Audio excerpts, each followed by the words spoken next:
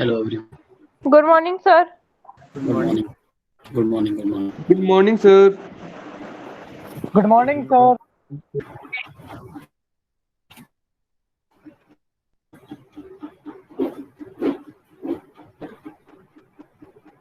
Am I audible? Yes, sir. Yes, sir. Yes, sir. And screen is visible. Topic is steam boiler. Yes. Okay. So we have learned about power plant, and there was a component which is known as steam boiler. What is the function of steam boiler? What is the function of steam boiler?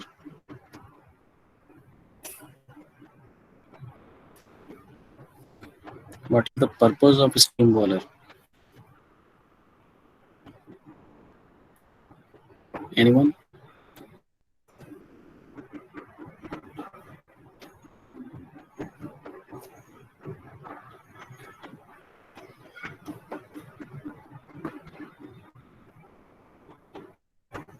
The कोई water बताएगा? को heat करके steam बनाना. Steam बनाना, तो उस steam का use क्या होगा इन power plant? Rotate turbine. तो हम टरबाइन को वाटर से रोटेट नहीं कर सकते हैं क्या? स्टीम क्यों बना रहे हैं? High pressure sir. High pressure के लिए. ठीक है, हाई प्रेशर के लिए.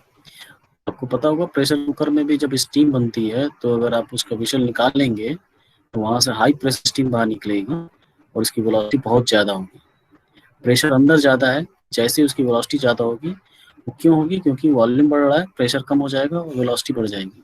आपको बर्नौली इक्वेशन भी पता है और आपको आइडियल इक्वेशन भी पता है, आइडियल गैस इक्वेशन भी, कि प्रेशर इंक्रीज होगा तो वॉल्यूम कम होगा, वॉल्यूम बढ़े इंक्रीज होगा तो प्रेशर कम होगा. Eight the same time when pressure is reduces the velocity is more. आपको पता होगा P by ρg plus V square by 2g plus Z equals to constant. ये बर्नौली इक्वेशन है. अगर प्रेशर इंक्रीज होगा तो वॉल्यूम वेलोसिटी डिक्रीज होगा. Pressure decrease होगा तो वेलोसिटी इंक्रीज होगी. तो इसी हाई वेलोसिटी को यूज करते हैं काइनेटिक एनर्जी में, काइनेटिक एनर्जी के लिए, और उस काइनेटिक एनर्जी को यूज करते हैं to rotate turbine in case of power plant. But there are so many application of steam boilers you can see in the upcoming slides. So first of all we have to understand what is boiler. The technical definition is boiler may be defined as a combination of equipment to generate steam from water from burning fuels. वो burning fuels मतलब fuel की जो potential energy है उसको use करेंगे heat energy में. Heat energy को use करेंगे to convert water into water steam में कन्वर्ट करने क्या करना पड़ेगा आपको? सपोज वाटर 25 डिग्री सेंटीग्रेड पे है, इसको कन्वर्ट करना आपको 125 डिग्री सेंटीग्रेड ऑफ स्टीम में. क्या करेंगे आप? कितनी सर एनर्जी पहले लेंगे? 25 से 100 पे लाएंगे, देन फिर 100 से 125. क्यों डायरेक्ट 125 पे नहीं जा सकते? नहीं सर, ऐसा फेस चेंज होता है तब ऐसा कुछ. फेस चेंज होता है तो वाटर पहले लिक्विड के फॉर्म होगा, उसको वाटर लेंगे. तो वाटर 25 है, इसको कन्वर्ट करेंगे हम 100 डिग्री सेंटीग्रेड वाटर में. ठीक है, अब यहाँ से फेस चेंज होगा तो ये बनेगा 100 डिग्री सेंटीग्रेड का स्टीम. फिर इसको करेंगे हम लोग 125 डिग्री सेंटीग्रेड के स्टीम में. ठीक है, तो there are three step, total 3 steps.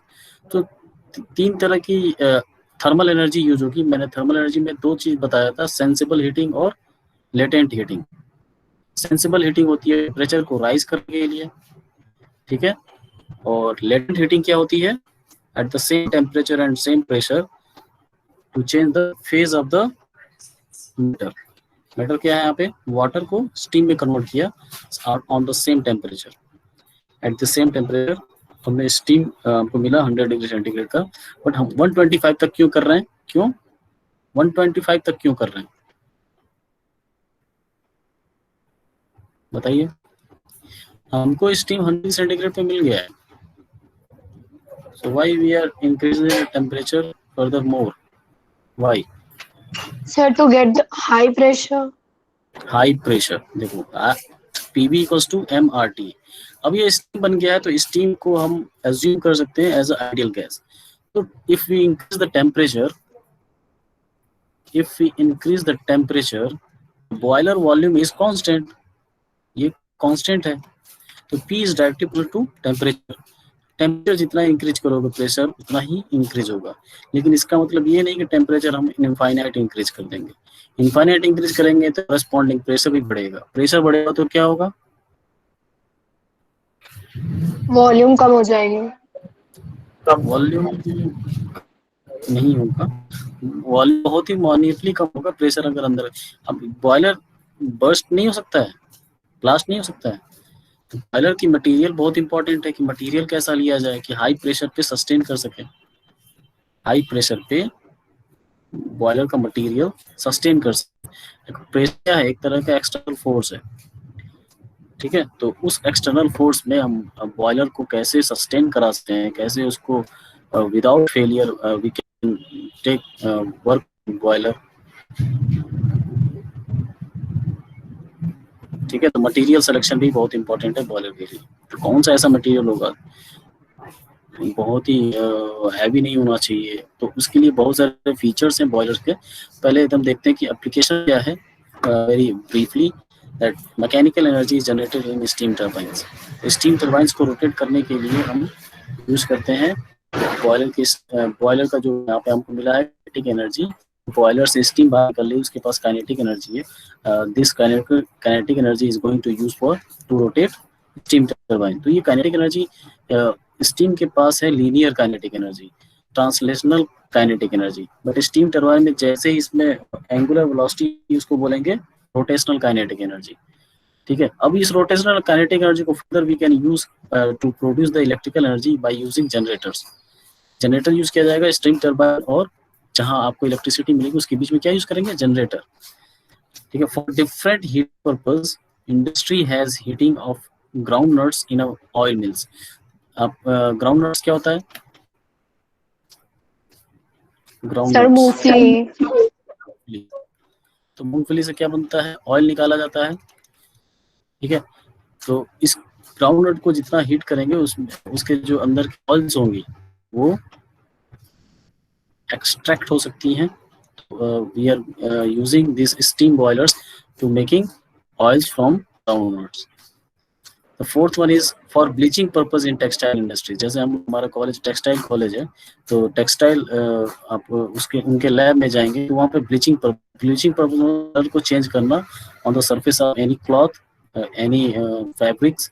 Colour को चेंज करने के लिए स्टीम की रिक्वायरमेंट है। वो स्टीम हो सकता है किसी केमिकल्स का हो, केमिकल्स के लिए स्टीम नहीं बोला जाएगा, वो गैसियस फॉर्म होगा। तो वाटर का गैसियस फॉर्म है, उसको डायरेक्टली हम लोग स्टीम बोलते हैं। तो अगर किसी केमिकल का गैसेस फॉर्म होगा तो उसके लिए भी बॉयलर की जरूरत पड़ेगी। सर आवाज नहीं आ रही। सबको नहीं आ रही है क्या? आ रही है सर। आ रही है तो तुम्हारी तरफ प्रॉब्लम ओके। तो थोड़ा नेटवर्क में आ जाओ। So the features of boiler, a good boiler should have the following features. A boiler should produce maximum amount of steam at minimum cost। Obviously, क्यों हम स्टीम जो बना रहे हैं we are going to use as a industrial purpose. Industrial purpose जैसी बात किया हमने बात की हमारे पास आ जाता है प्रॉफिट एंड लॉस। तो प्रॉफिट हमको ज़्यादा चाहिए तो we have to produce steam at a minimum cost. Minimum cost कैसे हम अचीव करेंगे, there are so many quality improvement tasks in industries which can reduce the cost of overall production of any particular product। अब यहाँ पे product हमारा है steam, ठीक। Second is a boiler should occupy small space. Small space क्यों,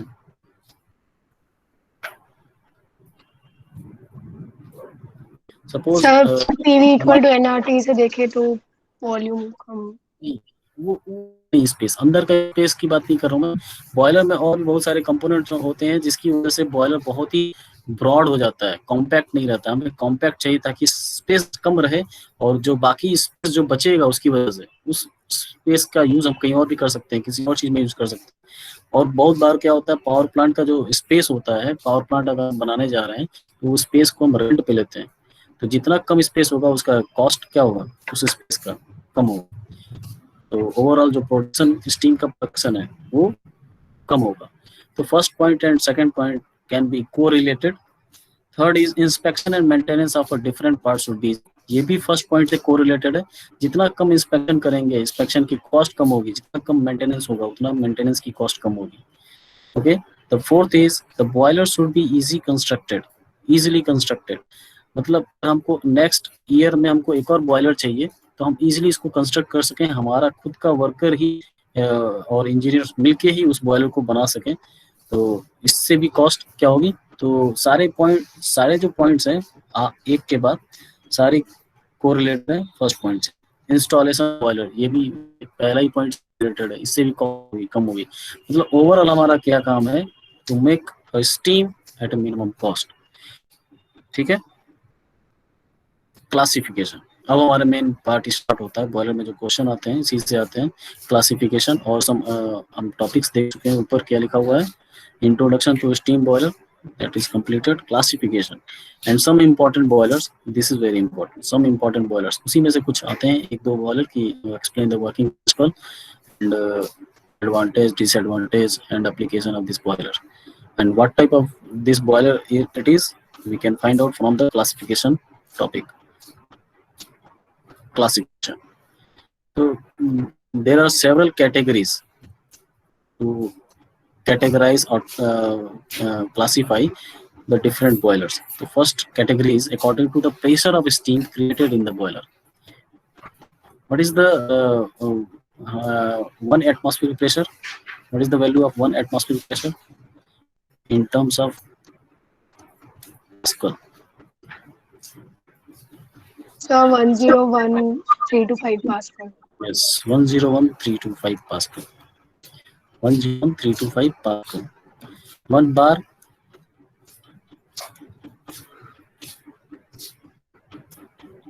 10⁵ pascal.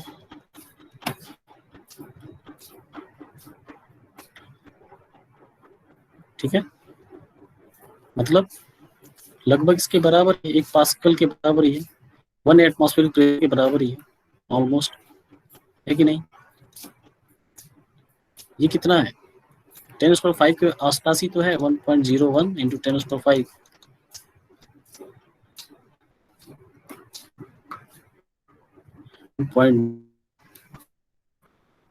.10⁵ के बराबर ही तो है 1 atmospheric pressure. So 1 bar is also can be written as 1 atmospheric pressure. अब उसके अकॉर्डिंग आप लोग थोड़ा इसको इमेजिन कीजिएगा कि कितना प्रेशर होता है।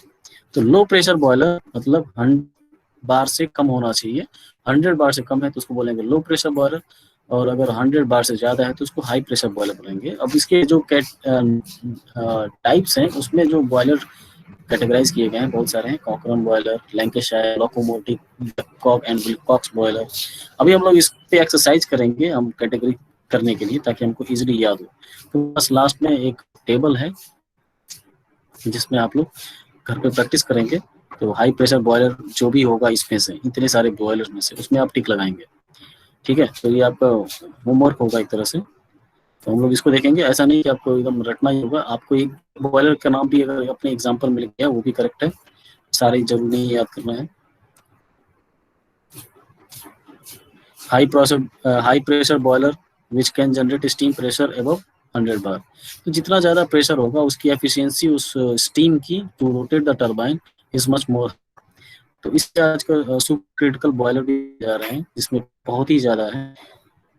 For example Lamont, Benson and Velox boiler, these are the high pressure boilers according to the relative position of water and hot gases। ये समझना बहुत इम्पोर्टेंट है ये, according to the relative position of water and hot gases। देखिए steam हम कैसे बना सकते हैं, अगर हमारे पास कंटेनर में वाटर रखा हुआ है,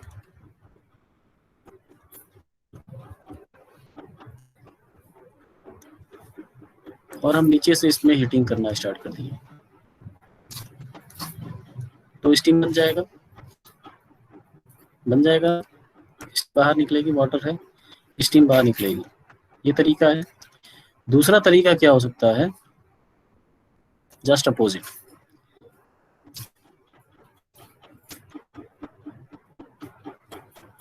हमने क्या किया, इसके अंदर हॉट गैसेस रख दिए, हॉट गैसेस, और इसके साइड वॉल्स पे वाटर को फ्लो कराया।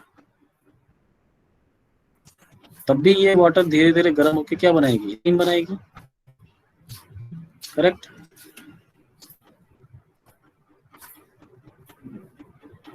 हमारी बात समझ में। दो तरीके हैं बनाने के स्टीम।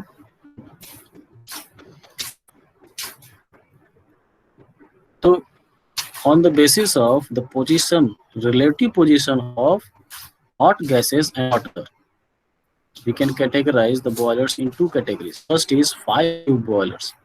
अब नाम से ही पता चल रहा है फायर ट्यूब, मतलब fire is the meaning of fire tube, मतलब इसके अंदर जो भी चीज होगा, फायर का मतलब एट हाई टेम्परेचर, फायर का मतलब यहाँ पे हाई टेम्परेचर, कोई ऐसा मैटर होगा जो हाई टेम्परेचर पे होगा। जैसे हम जब फायरिंग करते हैं तो वहाँ की आसपास की जो गैसेस होती हैं वो उनका टेम्परेचर इंक्रीज हो जाता है, and that gases are known as fire gases, and fire gases are also known as flue gases. Flue gases, fire gas और flue gases, flue, it is flue gases, okay, flue gases. तो वो gases अगर हम किसी tube में flow कराएं और उस ट्यूब के चारों तरफ वाटर रखते हैं, तो वाटर धीरे धीरे गर्म बनेगा, स्टीम बनेगा। तो in case of fire tube boilers, the fire or hot gases are present inside the tubes and water surrounds these fire tubes. Water surrounds these fire tubes. Since fire is inside the tubes, and hence it is named as fire tube boilers. The heat from the hot gases is conducted. There are three modes of heat transfer: radiation, convection, and conduction through the walls of the tube to the water. The example of fire tube boilers are, once again the names are given, that we will practice by using that table to make a matrix between the types and the name of the boilers. The Cochrane boilers, Lancashire and locomotives, these categorized in fire tube boilers. अब देखिए थोड़ा सा fire tube boilers कैसा है, ध्यान से देखिएगा। Simple सा आपको बॉयलर जैसा डोम जैसा शेप बनाना है, ठीक है। आपको चाहिए कि एग्जैक्टली ऐसा ही एक एक करके, इसमें पता चला डायग्राम में पूरा टाइम लगा रहे हो, छोड़ दे रहे हो, लिखना ही छोड़ दे रहे हो। तो आपको सिंपल सा तरीका ये है कि आप एक बनाएंगे फर्नेस छोटा सा, उस फर्नेस से दो ट्यूब्स निकालिए, ठीक है। अब दोनों ट्यूब्स को आप चिमनी में कनेक्ट कर दीजिए ऊपर की तरफ। बस यहाँ से फ्लू गैसेस यहाँ से जा रही हैं। फ्लू गैसेस के चारों तरफ कौन है, फ्लू गैसेस के चारों तरफ कौन है, पानी, वाटर, पानी। तो पानी हमेशा कंटिन्यूअसली हम लोग उसमें फीड कराते जाते हैं, ठीक है। आप देख रहे हो फीड वाटर कहाँ पर है, नीचे। यहाँ से पानी हम सप्लाई करते जाते हैं। क्यों कर रहे हैं सप्लाई, क्योंकि वाटर का मास कन्वर्ट हो रहा है कि स्टीम में, वो स्टीम में जा रहा है तो वाटर का लेवल कम होता जाएगा, तो continuously we have to flow water inside the boiler. अब वो वाटर जैसे ही गर्म होगा, गर्म होते उसकी डेंसिटी कम हो जाएगी, temperature rise, density will reduce. Density कम होगा, जितने भी hot particle of the water होगा वो क्या होगा, ऊपर जाएगा। अब जब भी हम लोग नीचे से बॉइलिंग करते हैं, आप देखते हैं कि क्या होगा,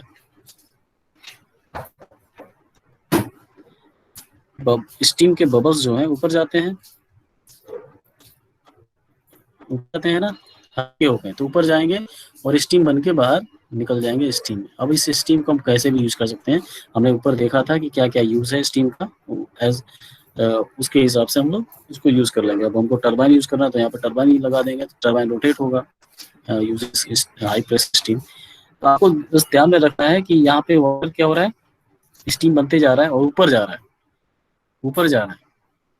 ऊपर क्यों जा रहा है ये पूछ सकता है, because of density difference. High density particle will move down and low density particle will move up। ठीक है, तो यहाँ पे जो ट्यूब है, फायर ट्यूब, आपको दिख रहा होगा fire tube, red colour, these are the fire tube. तो ये फायर ट्यूब सारे फर्नेस में लगे हुए हैं, तो बोल सकते हैं फर्नेस है वो इंटरनली फायर्ड है, अंदर है। इंटरनली मतलब ट्यूब के साथ जुड़ा हुआ है, मतलब बॉयलर के अंदर ही है, तो इंटरनली फायर्ड। तो अब अभी देखेंगे next upcoming categories of boilers, internally fired boilers and externally fired boilers. Next is water tube boiler. Water tube नाम से पता चल रहा है, ट्यूब जो होंगी वाटर की होंगी, और जो फ्लू गैसेस होंगी वो बाहर की तरफ होंगी। ठीक है, अब आप देख रहे होगे कहाँ से वाटर इनलेट हो रहा है, यहाँ से। तो वाटर इसमें भरता जाएगा, वाटर भरता जाएगा और नीचे जाता जाएगा बिकॉज ऑफ इट्स ग्रेविटी। ये भी नीचे जाएगा, फिर इसको क्या किया गया है, हॉट गैसेस यहाँ से फ्लो हो रही हैं, तो वाटर को क्या करेंगी, हीटअप करेंगी, तो dense again decreases, decrease the particles will move up and then the steam will be generated and steam comes out from the outlet, and this process will happen again and again। the steam बनता जाएगा और ऊपर निकलता जाएगा, जितना particle steam convert हो जाएगा outlet के से, स्टीम आउटलेट से। अब देखिए फ्लू गैसेस कहाँ जा रही हैं, ये गर्म ये जो हॉट गैसेस हैं, हॉट गैसेस हैं, अपनी एनर्जी दे दिया उन्होंने वाटर पार्टिकल्स को, तो खुद की एनर्जी क्या हो जाएगी, कम हो जाएगी। एनर्जी कम होना मतलब थर्मल एनर्जी कम होना, थर्मल एनर्जी कम होना मतलब इनका खुद का टेम्परेचर कम हो जाएगा, ये बाहर निकल जाएंगी। ठीक, फिर से गैस आएंगी कहाँ से, यहाँ से। यहाँ से हमने एयर को सप्लाई किया, तो एयर क्या हुआ, हॉट गैसेस में कन्वर्ट हो गया। अब वो hot gases is going to use for increasing the temperature of water inside the tubes. Sir so the examples of हाँ ये फ्लू गैस का संबंध है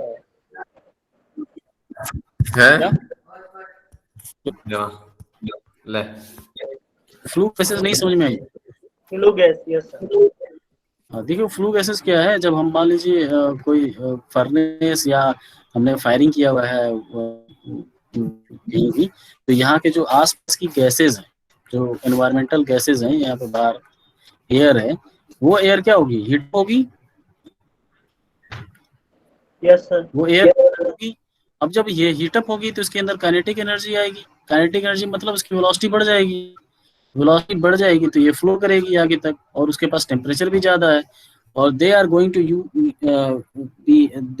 use to heat up the water tubes. Tubes के मटेरियल को करेगा, और tubes का मटेरियल अगर हीटअप करेगा तो अंदर जो वाटर है वो भी हीटअप होगा, और हीटअप होते होते क्या बन जाएगा, स्टीम बन जाएगा, और स्टीम बनेगा तो ऊपर निकलेगा और यहाँ से स्टीम आउटलेट से बाहर निकल जाएगा।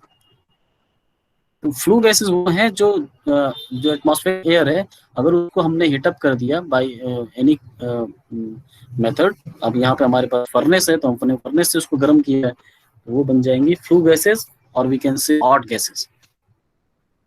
ठीक है, ये हॉट गैसेस ही फ्लू गैसेस हैं, यहाँ दिख रहा है आपको। ठीक है, हॉट गैसेस ही फ्लू गैसेस हैं, इनका एक नाम है फ्लू गैसेस, फ्लू। ठीक है, तो अब हम अगर कंपैरिजन की बात करें on the basis of different parameters, तो पहला तो ये है जो हमने डेफिनेशन में देखा है, वाटर पासेस थ्रू द। अब ये स्क्रीन ये विजिबल है या नहीं है, थोड़ा इसमें दिख रहा है क्या? Yes sir. Yes Water passes through tubes and hot gases surround the tube. तो जब कंपैरिजन बिटवीन फायर ट्यूब और वाटर ट्यूब की बात होगी तो आप डायग्राम ऐसा भी बना सकते हो, आपको बॉयलर बनाने की जरूरत नहीं है। आपको यहाँ पे लॉजिक समझाना है कि tubes of water will be inside hot gases,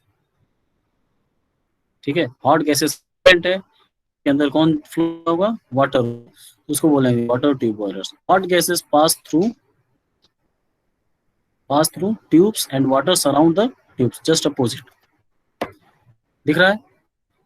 second is the rate of steam generation is high. अभी बताइए स्टीम जनरेशन हाई किसमें है, किसमें है, वाटर ट्यूब बॉयलर। अभी आप क्या करोगे, मगिंग करोगे, याद करोगे, रटोगे इसको, कैसे हम इसको बिना रटे समझते हैं कि steam generation is high in water tube boiler. Steam generation is high, high का मतलब है with respect to time, with respect to time, rate, generation, steam production rate। कोई बात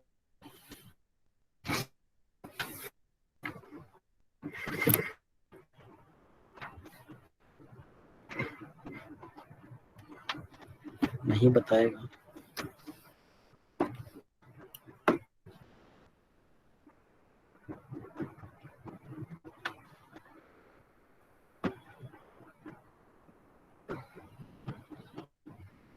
नहीं बता रहे हैं किसको स्टीम बनाना है, वाटर को या हॉट गैसेस को। स्टीम किसका बनेगा, वाटर से या हॉट गैसेस से। Water. Water is surrounded by hot gases, तो स्टीम फास्ट। देखिए अब यहाँ पे हॉट गैसेस अंदर हैं, तो हॉट गैसेस यहाँ के पास के जो वाटर होंगे उनको जल्दी से स्टीम बना पाएंगे, जो दूर का वाटर होगा उसको जल्दी नहीं बना पाएंगे। तो स्टीम जनरेशन जो फास्ट होगा इसमें होगा, क्योंकि इसमें जितनी भी वाटर जा रही होंगी वो सारी के सारी क्या बन जाएंगी, स्टीम बन जाएंगी। इसलिए इसका जो steam generation is high, that is 45,000 kg पर HR, 5 टाइम्स ज्यादा है। फायर ट्यूब में कितना है, 9,000 per hour, 9,000 kg per hour steam generation है हॉट गैसेस की, हॉट फायर ट्यूब बॉयलर्स में। Third difference is maximum temperature of steam can achieved up to 560 degree centigrade. Obviously अब ये चारों तरफ हॉट गैसेस हैं और ट्यूब के अंदर कौन है, वाटर है, तो हाई टेम्परेचर तभी। अभी हमने क्या बोला, स्टीम जनरेशन किसमें होगा, सेकेंड वन में। क्यों हो रहा है, क्योंकि चारों तरफ से वाटर सराउंडेड है बाय हॉट गैसेस, तो टेम्परेचर राइज, हीट सबसे ज्यादा अंदर किस में जा रही है, वाटर ट्यूब बॉयलर में। तो वाटर बॉयलर में टेम्परेचर, वाटर के पास हीट सबसे ज्यादा ट्रांसफर हो रही है, तो जितना ज्यादा हीट ट्रांसफर होगा टेम्परेचर राइज भी ज्यादा होगा, दैट इज 560 डिग्री सेंटीग्रेड। इसमें हो रहा है 340 डिग्री सेंटीग्रेड।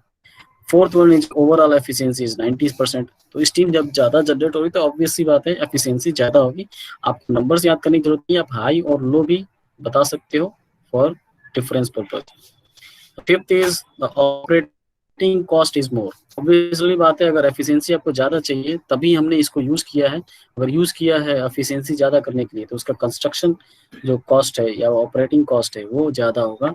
और आप यहाँ से भी देख सकते हो डायग्राम से कि कंस्ट्रक्शन किसमें, वाटर ट्यूब बॉयलर में कॉस्ट क्या है, हाई है, कॉस्ट हाई है, मोर है। क्यों,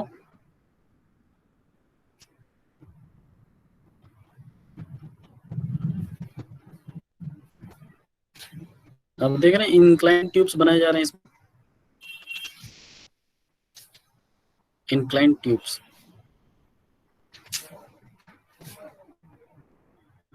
And the tubes are directly in contact with the fire.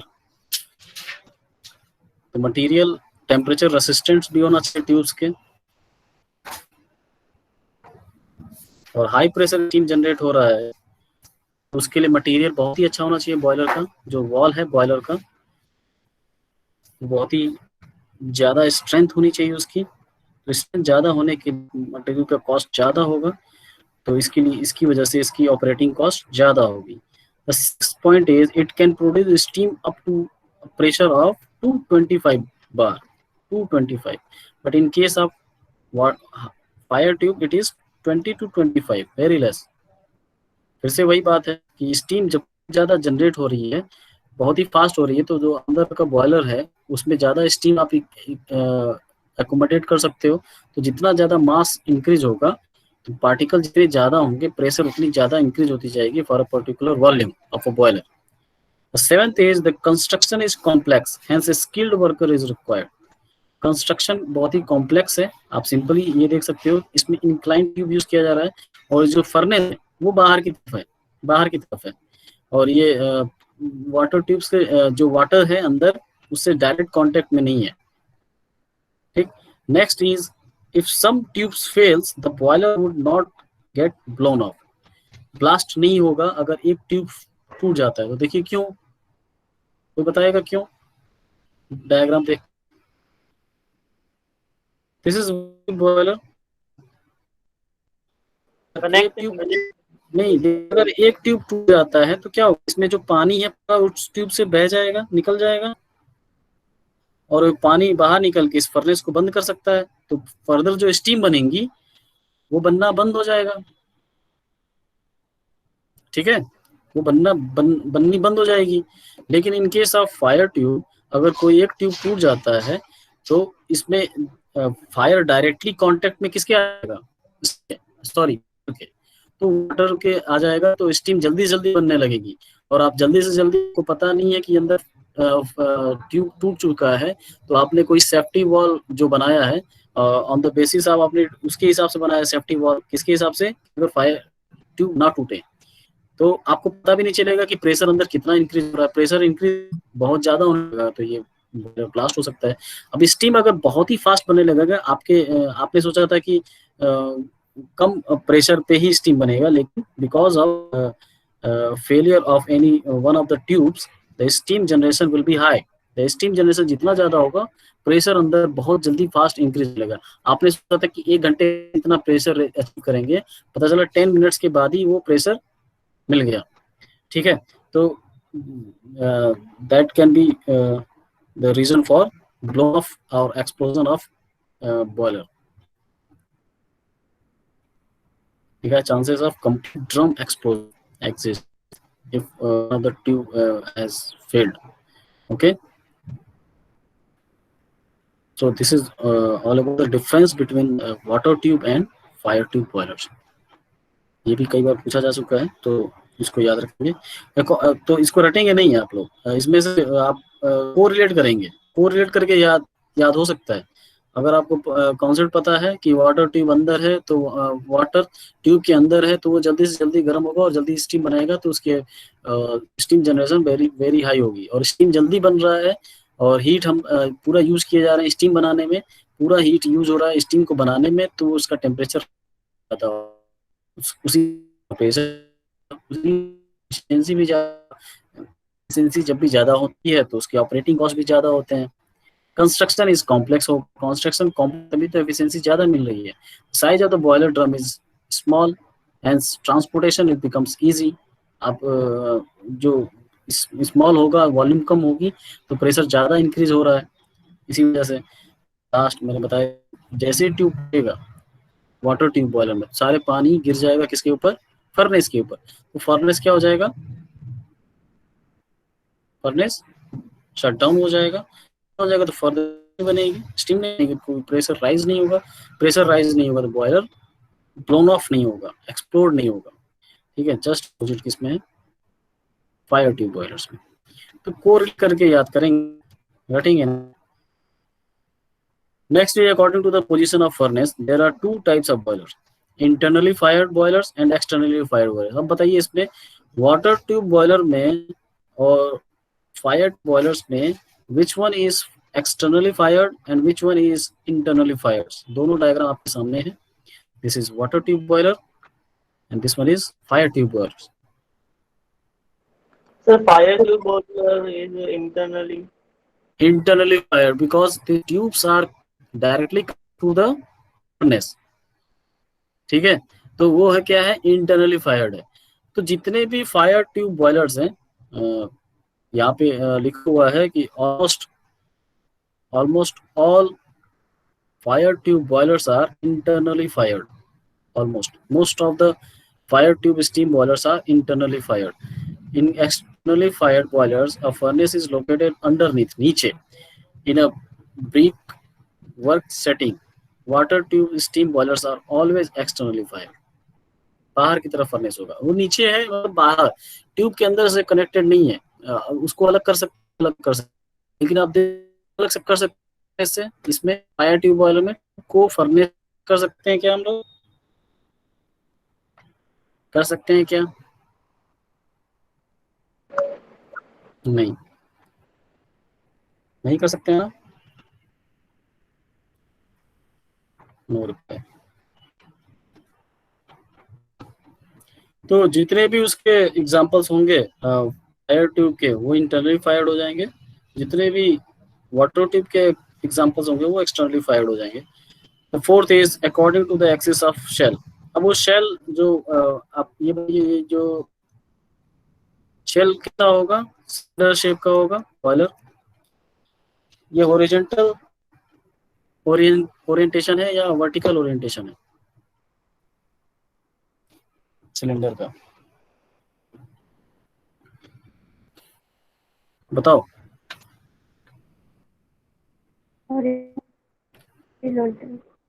Horizontal है। तो इसके बेसिस पे भी बॉयलर को कैटेगराइज किया गया है। अगर ये है वर्टिकल, ये है vertical orientation. In a vertical boilers, the axis of the shell is vertical. Cochrane boiler is type of vertical boiler. In horizontal steam boilers, the axis of the shell is horizontal. The Lancashire, Locomotive, and Babcock and Wilcox are horizontal boilers. According to the number of tubes, तो tubes हो सकते हैं इससे ज्यादा हो। जैसे हमने diagram में देखा है, single tube, multi tube boilers. अभी हम लोग देखेंगे डायग्राम में भी single tube, multi boilers.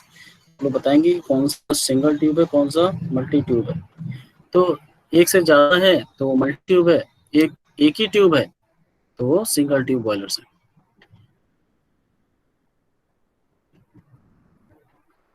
Sixth one is according to the method of circulation of water and steam, natural circulation and forced circulation. In natural circulation steam boilers, the circulation of water is by natural convection, which are set up during the heating of water. In forced circulation steam boilers, there is a forced circulation of water by centrifugal pump driven by some external power. अब यहाँ पर कोई pump नहीं लगा हुआ है, वो ऊपर से आ रही है, हो रही है, कम हो रही है, आप ऊपर जा रहे हैं, दिख रहा है यहाँ पे। यहाँ से वाटर बिकॉज ऑफ ग्रेविटी नीचे आ रही है, यहाँ पे हीटअप हुई, डेंसिटी कम हुआ, अपने आप ऊपर जा रही है। तो स्टीम जितने भी बन रहे हैं धीरे धीरे गर्म हो रहे हैं। वो स्टीम अगर बनने लायक नहीं है तो फिर से यहाँ पे जाएगी, फिर से नीचे आ जाएगी, फिर नीचे जाएगी और भी गर्म होगी, गर्म होते होते इतना गर्म हो जाएगी कि वो स्टीम में कन्वर्ट हो जाएगा। तो जैसे ही स्टीम में कन्वर्ट होगा वो बाहर निकल जाएगा स्टीम आउटलेट से। लेकिन जो ये सर्कुलेशन है वो कौन सा है? नेचुरल सर्कुलेशन है, नेचुरल सर्कुलेशन है ना। यहाँ पे कोई एक्सटर्नल फोर्स नहीं लगाया जा रहा है ऊपर जाने के लिए, पंप नहीं लगा हुआ है। अगर पंप यूज किया जाएगा तो उसको बोलेंगे फोर्स्ड सर्कुलेशन। अगर पंप यूज नहीं किया जा रहा है, it is happening because of the density difference, और डेंसिटी डिफरेंस जो हो रहा है वो नेचुरली हो रहा है, उसको बोलेंगे natural circulation, natural circulation of water. ठीक है, तो आपको फोर्स्ड सर्कुलेशन करना है तो आपको पंप लगाना पड़ेगा, and that centrifugal pump. And what is centrifugal pump? We will discuss in the next unit, that is pump and IC engine driven by some external power. वो इलेक्ट्रिक पावर हो सकता है, इलेक्ट्रिक पावर से centrifugal pump को rotate कराएंगे तो force circulation होगा, ऊपर जाएगा। आपको पता है ना पंप से पानी क्या होता है, ऊपर लिफ्ट होता है। ठीक है, पानी ऊपर से नीचे कैसे आता है? ग्रेविटी के कारण। ग्रेविटी और नेचुरल। ठीक है, तो according to the use there are two categories. Use मतलब समझ रहे हैं, स्टेशनरी, यहाँ पे गलत लिख दिया है, बॉयलर्स होगा, स्टेशनरी बॉयलर्स एंड बॉयलर्स। पहले स्टीम इंजन हुआ करता था, तो उसमें जो बॉयलर होगा वो मूव कर रहा है ना, उसको बोल देते थे मोबाइल बॉयलर्स। तो अभी ये पूरा ऑब्सोलेट हो चुका है, तो इसको इतना इम्पोर्टेंट नहीं है। बाकी सारे जितने भी बॉयलर्स हैं वो क्या है, तो जो मोबाइल बॉयलर्स था उसको बोलते थे लोकोमोटिव बॉयलर्स, क्योंकि पहले जो इंजन रेलवे का इंजन होता था उसको बोलते थे लोकोमोटिव्स, जहाँ पे पावर का जनरेशन होता था यूजिंग बॉयलर्स। तो वहाँ पे जहाँ पे बॉयलर रखा जाता था उस वाले पार्ट को बोला जाता था लोकोमोटिव, इसलिए उस बॉयलर का नाम हो गया लोकोमोटिव बॉयलर्स। और ये मोबाइल बॉयलर्स है, चलता हुआ है बॉयलर, तो ये इतना इंपॉर्टेंट नहीं है कि सारे बॉयलर स्टेशनरी बॉयलर्स हैं। और ये अभी तो बोल सकते हैं, जैसे अभी बहुत सारे शिप हैं, वो उसमें भी बॉयलर यूज किया जाता है, तो वो अभी चल रहे हैं, लेकिन रेलवे से ये ऑक्सीलेट हो चुका है almost. According to the source of heat, अब सोर्स ऑफ हीट 3 तरह के हो सकते हैं, सॉलिड, लिक्विड और गैसियस। ठीक है, तो ये भी हो सकता है कभी सॉलिड यूज किया जाए, कभी लिक्विड यूज किया जाए, या गैसेस। आपको तो मेनली क्या करना है, फायर गैसेस यूज करनी है, फायर गैसेस यूज करनी है वाटर को गर्म करने के लिए। ठीक है, तो depending upon availability of the fuels one can use any type of fuels for the boiler. Okay, अब ये कुछ बॉयलर्स हैं जिसको आपको पढ़ना है फ्रॉम यूट्यूब, इसका लिंक मैंने यहाँ पे दिया हुआ है।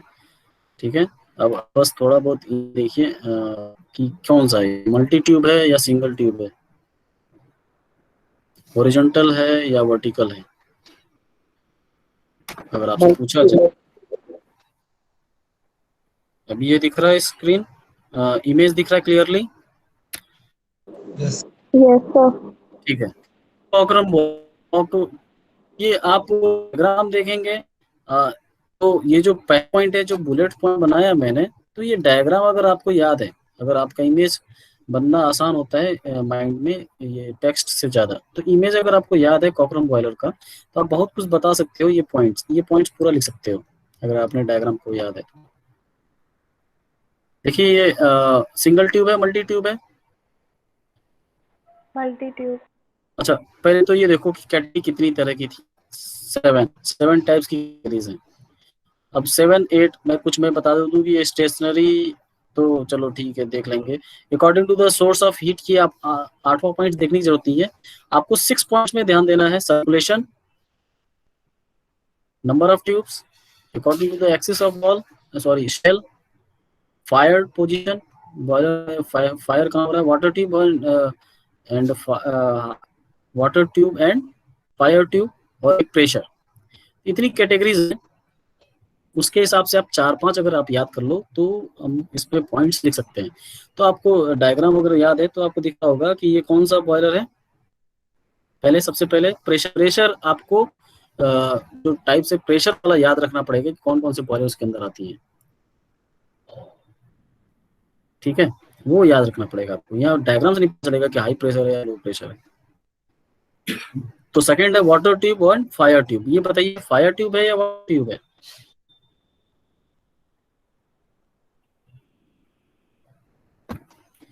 फायर ट्यूब है, वाटर ट्यूब है, एनीवन।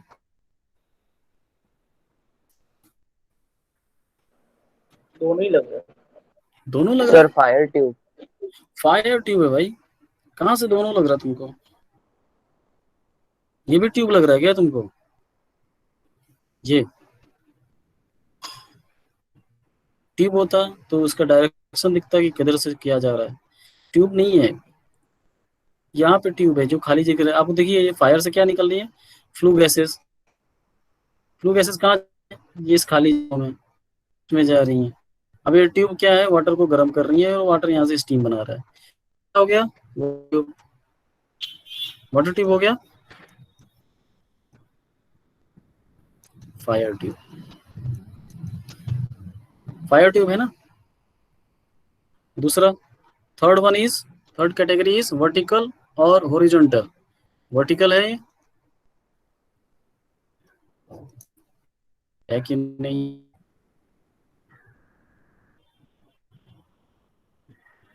और फायर ट्यूब है तो इंटरनली फायर्ड होगा। अब मुझे लग रहा है कि बताना पड़ेगा कि ये बताएगा बच्चा नलिफाइड।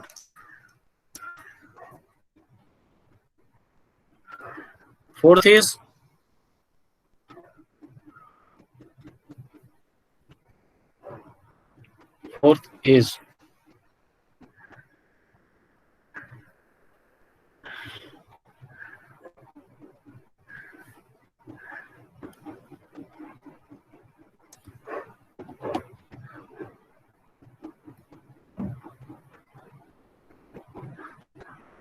सिंगल ट्यूब है, मल्टी ट्यूब है?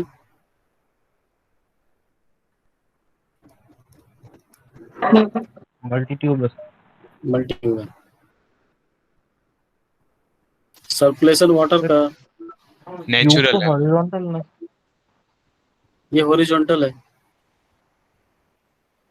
नेचुरल है, यस सर नेचुरल है। नेचुरल है। देखिए नेचुरल में क्या क्या था।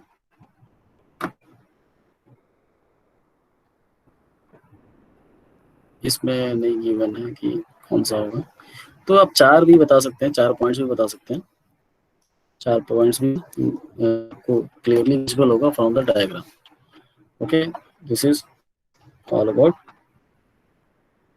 कॉकरम बॉयलर। अब ये बताइए, ये है लैंकाशायर।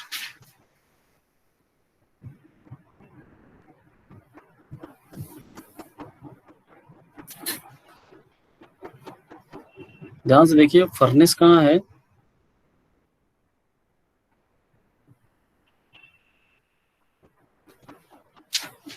और वाटर कहाँ है?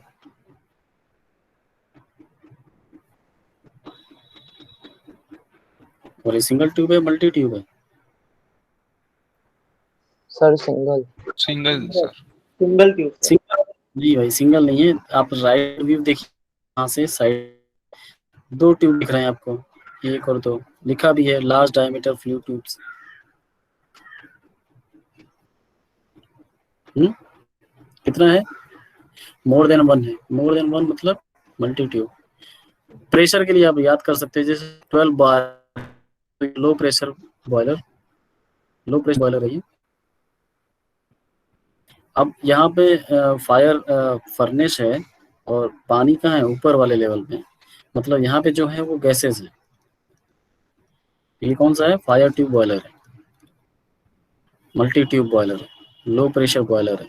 वर्टिकल है या हॉरिजॉन्टल है? हॉरिजॉन्टल। हॉरिजॉन्टल। तो कुछ डायग्राम देखेंगे, कुछ डायग्राम अगर आपको माइंड में चलेगा तो आप कुछ पॉइंट्स बता सकते हैं। नेक्स्ट है लोकोमोटिव। लोकोमोटिव स्टेशनरी है या मोबाइल बॉयलर है?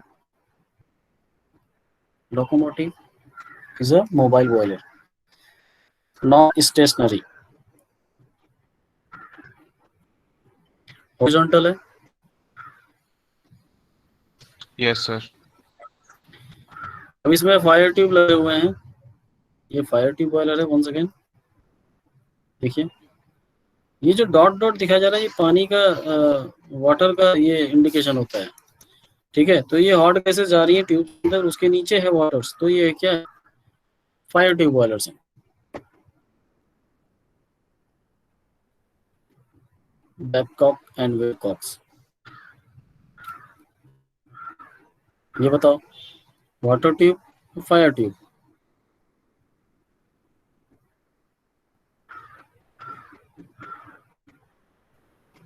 वाटर ट्यूब और fire tube? Water tube. Water tube. Water tube, क्योंकि आप फ्लू गैसेस देखेंगे कहाँ है? फ्लू गैसेस ये सर्कुलेट हो रही हैं ऐसे, इसके इसके सराउंडिंग है वो ट्यूब्स के। तो ट्यूब्स के अंदर कौन जा रहा होगा? वाटर जा रहा होगा, ठीक है। तो वाटर जाएगा, वाटर सर्कुलेट करेगा, वाटर स्टीम भेजेगा, स्टीम नहीं बन पाएगा तो वापस इसी ट्यूब्स में फिर से फ्लो होगा, फिर से फर्दर टेम्परेचर राइज होगा। टेम्परेचर राइज होते होते 100 डिग्री सेंटीग्रेड से जब ज़्यादा होगा तो वो स्टीम बनेगा, और स्टीम यहाँ हो जाएगा, स्टीम को हम लोग बाहर निकाल सकते हैं, ठीक है। तो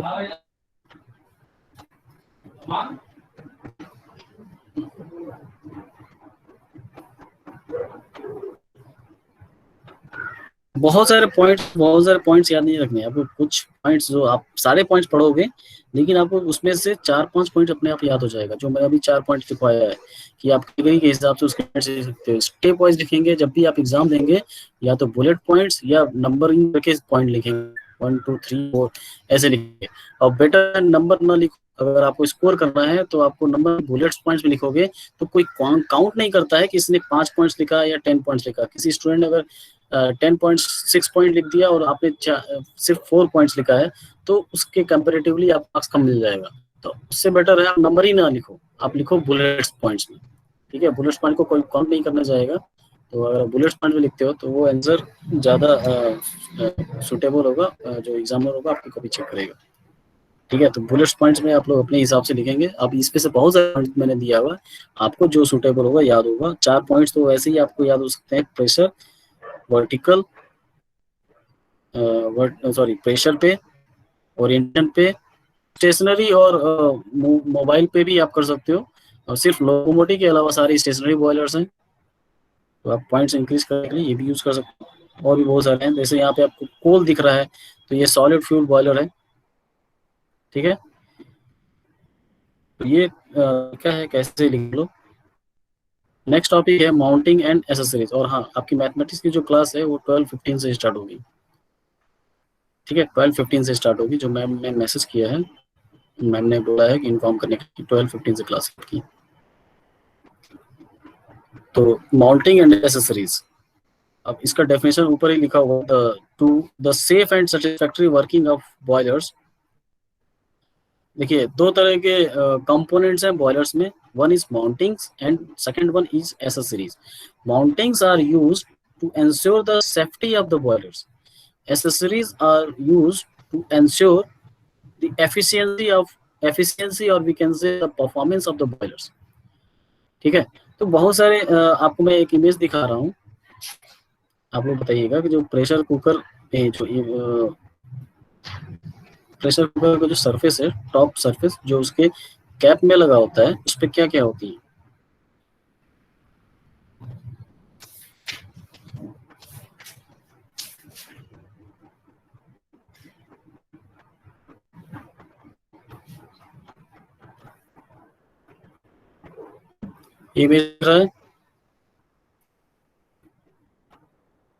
इमेज दिख रहा है? Yes sir. तो ये क्या है,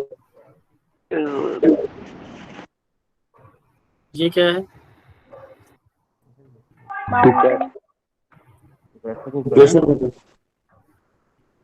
विशल है। विशल मतलब अगर मैं बॉयलर के टर्म में क्या है, ये क्या बताता है? ये एक्स्ट्रा प्रेशर को रिलीज करता है, प्रेशर को रिलीज करता है। ठीक, गुड। अगर मैं यहाँ की बात करूँ, ये बॉयलर के डायग्राम मैंने दिया था, इसमें आप बता सकते हैं कौन सा है उसमें से जो विशल है प्रेशर कुकर का, तो इसमें से कौन सा? Pressure gauge, steam stop valve, steam and water drum, aspiring pipe, anti priming pipe, steam stop valve, कौन सा है? अगर यहाँ नहीं समझ में आता यहाँ बताइए। Steam stop valve, exhaust steam valve. ठीक है, एक पर्टिकुलर प्रेस पे उसका जो मास m/g, वो देखिए, ये जो विशल है कुछ ऐसा रेक्टेंगुलर शेप का है, अंदर यहाँ पे रुका हुआ है ऐसे। तो ये अगर प्रेशर स्टीम लगा रहा है तो प्रेशर इनटू एरिया, ये क्या बन जाएगा? फोर्स। ठीक है, और इस विशल का कुछ वेट होगा जो mg अब नीचे लगेगा। ठीक है, तो P into A is greater than m/g, तो क्या होगा? ये विशल बजना स्टार्ट हो जाएगा, ये लगनी स्टार्ट हो जाएगी। ठीक है, तो प्रेशर रिलीज होगा, फिर से प्रेशर उतना ही कम आ जाएगा जहाँ पे mg ज्यादा हो जाए। ठीक है, ये क्या है? अब इसमें से बताना ये पॉइंट्स जो इसमें ऊपर लिखा हुआ है।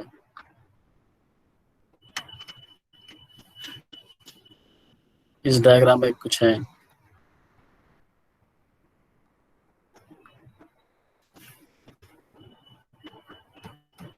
दूसरे डायग्राम में दिखाता हूँ। यहाँ पे बताइए कौन सा है वो।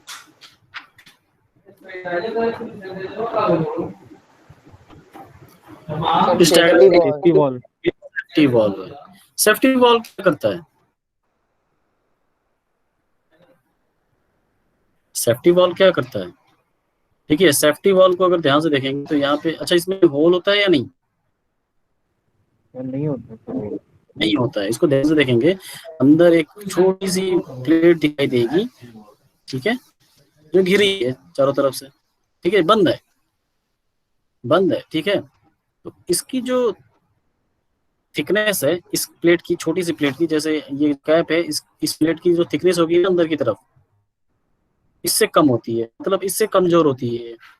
तो अगर किसी बहुत ही वर्स्ट कंडीशन में अगर यहाँ पे प्रेशर रिलीज नहीं हो पा रहा है from this steam exhaust valve से, यहाँ से अगर प्रेशर रिलीज नहीं हो पा रहा है तो अंदर क्या होगा, प्रेशर राइज होता जाएगा, प्रेशर राइज होगा और ये जो विशल है ओपन नहीं हो पा रहा है, तो प्रेशर और भी राइज होता जाएगा, राइज होता जाएगा, तो ये हो सकता है प्रेशर कुकर फट जाए, पूरा बड़ा पार्ट फटेगा तो ज्यादा डैमेज करेगा। लेकिन अगर ये छोटा सा जो पार्ट था, अगर ये डैमेज हो गया तो सारा प्रेशर रिलीज हो जाएगा और एक प्रेशर कुकर बच जाएगा, और जो एक्सीडेंट होने वाला होगा वो उससे बच जाएंगे। इसलिए इस सेफ्टी वाल्व को बनाया जाता है ताकि ये जल्दी से खुद को फ्रैक्चर कर ले और प्रेशर को रिलीज कर ले, ठीक है, इसलिए यूज होता है सेफ्टी वाल्व। ये सब क्या है, माउंटिंग क्यों, सेफ्टी इंश्योर कर रहा है। तो stop valve, safety valve, feed check valve, blow off valve, water level indicator, water कितना है उसमें, तो उसके जो सेफ्टी है बॉयलर की उसको शो करता है। Fusible plugs used to protect boiler against the damage due to overheating. अभी आपको पता होगा कि कई सारे टेंशन बोर्ड, जो ये इलेक्ट्रिसिटी के जो स्विच बोर्ड होते हैं, उसमें एक छोटा सा फ्यूज प्लग भी दिया जाता है, पता है? चलो नहीं पता है।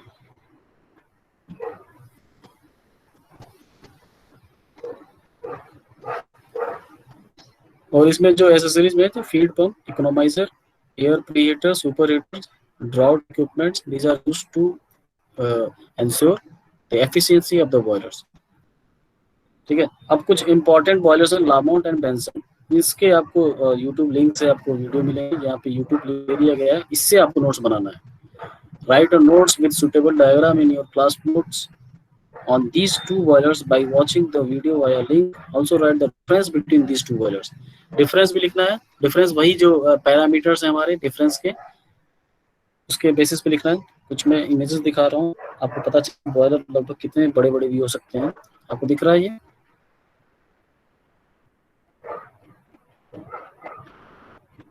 समझ में आ रहा है कितने हो सकते हैं, कैसे पता?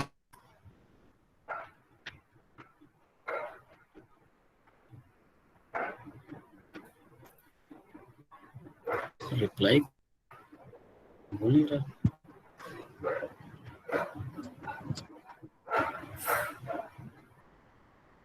बॉयलर्स बड़े हैं, छोटे भी हो सकते हैं। छोटा कौन सा है?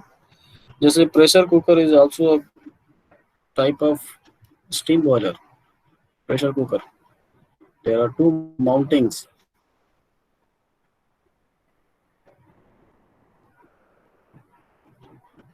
कैसे पता चल रहा है? तो 12 o'clock हमारी मैथ्स की क्लास भी है। अभी मैंने क्या बोला, 12:15 से मैथ्स की क्लास है।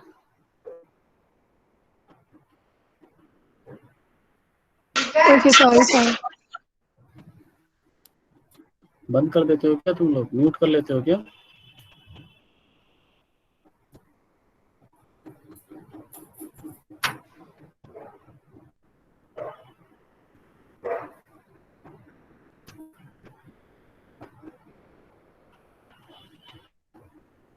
ठीक है, तो this is all about the boilers. The next topic is turbine, which is not I'm going to teach you. It is assignment, steam turbines. Assignment is not to write a lot of things from this topic. You have to write with the understanding. All headings must be included in your BME notes in your own words. आपको पढ़ेंगे, समझेंगे, फिर लिखेंगे अपने words में, बहुत ही short form में, ठीक है। उसके बाद no need to learn derivation. Derivation आपको नहीं याद रखना है। आपको अब कुछ फॉर्मूले याद रखने हैं जो मैं बाद में बता दूंगा कि कौन से फॉर्मूले आपको याद रखने हैं। फॉर्मूला लिखने का पर्पज ये है, ऐसा नहीं कि इसको निकल आएगा। फॉर्मूला याद रखने का पर्पज ये है कि आपने नोट्स में उस फॉर्मूले को यूज करके बता सकते हो कि एक कोई वेरिएबल है वो दूसरे वेरिएबल पे कैसे डिपेंड कर रहा है, ठीक है, कैसे डायरेक्टली प्रोपोर्शनल है कि इनडायरेक्टली प्रोपोर्शनल है, तो वो आप उस फॉर्मूले से फाइंड आउट कर सकते हो और उसको अपने सेंटेंस में लिख सकते हो। And next is the quiz 1 will be held based on this assignment. इसी असाइनमेंट क्यूज होंगे, एमसीक्यू टाइप क्वेश्चन होंगे through Google form, MCQ type question होंगे, इसी में से ही होगा, कहीं ना कहीं इसी में होगा, ठीक है। तो एमसीक्यू टाइप क्वेश्चन होंगे, आप अगर पढ़ोगे तभी आएगा, आप ढूंढोगे तो वो एग्जाम खत्म हो जाएगा। 30 क्वेश्चन होंगे तो 30 मिनट होंगे आपके पास, सिर्फ आप ढूंढते रह जाओगे इसमें। That's why I am giving the image format that so that you cannot find out by writing the text find function in your phone book। ठीक है, तो ये सारे इमेज है, आप नहीं ढूंढोगे तो आपको पड़ेगा कि कहाँ पे हमने पढ़ा है और क्या है उसका लॉजिक। तो आप अगर पढ़ोगे और ऑप्शंस देखोगे तो लगा सकते हो, तो आप चीटिंग नहीं कर सकते इसमें से, ठीक है। तो quiz 1 will be held based on this assignment on 30 May. ये पढ़ना है आपको, ठीक है। सर डेट आगे नहीं कर सकते हैं क्या? क्यों सर कोई प्रॉब्लम हो तो किसी को, जैसे क्या प्रॉब्लम आ रही है? फैमिली में कोई दिक्कत हो? दिक्कत होने वाली है कि हो गई है? सर चल रही है सर। अच्छा, मुझे लगा पहले से डिसाइडेड है तुम्हारा दिक्कत। नहीं सर, ऐसा कोई कैसे कर सकता है? आप फ्यूचर डिफाइन नहीं कर सकते हैं ना। अच्छा वाह, फ्यूचर डिफाइन नहीं कर सकते हैं तुम, हो ना कि सर दिक्कत हो जाए तो। क्या सर? तो अभी क्या मतलब, क्या दिक्कत, पढ़ नहीं पाओगे क्या तुम? सर ठीक है सर, मैं करता हूँ। 30 मई को होगा क्विज। क्विज का टाइमिंग जो मैं बता दूंगा व्हाट्सएप ग्रुप में, ठीक है। तो स्टीम टरबाइन को पढ़िएगा, नहीं समझ में आएगा तो यू कैन राइट मैसेज और you can write in the classroom also, okay. Thank you Thank you, sir. Sir. Thank you sir. Yes, yes, Thank you, yes. sir.